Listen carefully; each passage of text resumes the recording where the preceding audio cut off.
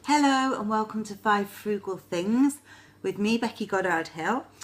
This week I'm going to talk about kids and simple 50 things you can do with kids to save money. So I'm going to start off with talking about nature crafting. We've been collecting conkers. Such a fun, lovely thing to do. So traditional, so autumnal. That's hard to say too, isn't it? Autumnal. And yeah, kids just love it. We found a beautiful feather too, can you see? And I found really that my children are 9 and 12 and they still enjoy collecting conkers. And recently we started crafting with them.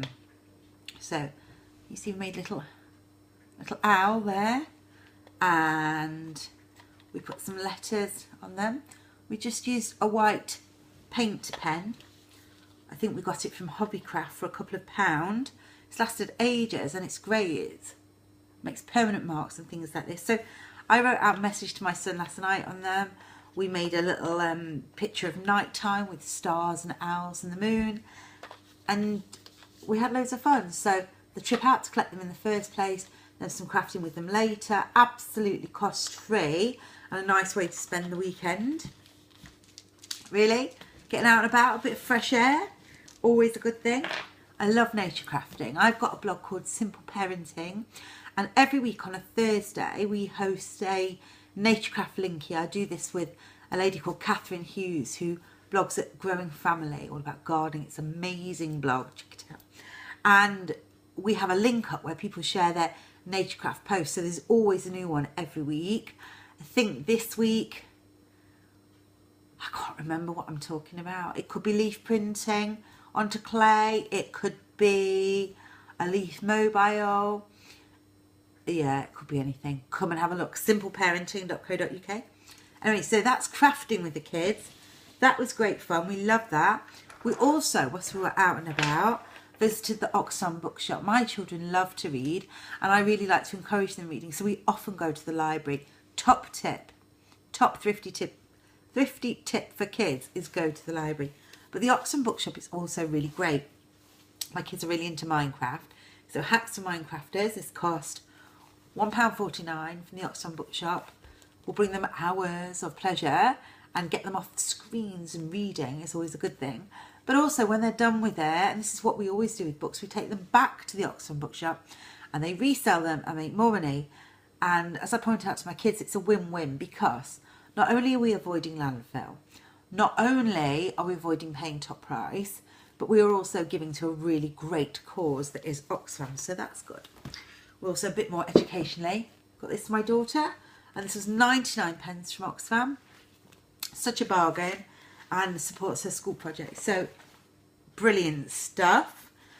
What else did we do this weekend? Well, I've got some manky old bananas here, as you can see, and I had more, and we made some banana muffins. Really, really simple recipe. Just Google it or look on my family budgeting blog.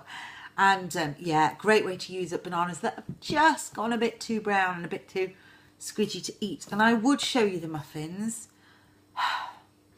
but we ate them. So that's not going to happen, is it? Okay. Next thing I did with kids, well, my kids have been in the wars this past week, and I had to various hospital visits, but I forgot to pick up a prescription from the hospital. And I've been there twice to fracture clinics and stuff, and I did not want to go again because it's expensive. I don't like to park at the hospital, for a start. It gets really, really packed. And secondly, with petrol and time, I have to go and park, go in. Oh, goodness me, it just takes forever. The pharmacy. And then I have this brainwave. I have a friend that actually works at the hospital. And so I asked her, is it a problem to pick a prescription for me? She said, gosh, no. I went right by the pharmacist, no problem at all. She went and collected it for me. Sometimes asking is a really great thrifty tip. But on the flip side of that, I think it's really important to always give too. Yeah? Because otherwise it's one-sided and people think, oh no, here she comes again with another favour wanted. So it's more about creating a sharing community where people help each other out. That's really useful. And the last thing, oh yes, when we were at the hospital waiting in the fracture clinic, just a broken finger, it's fine. I was going to go into the shop and buy my son a magazine and some chocolate.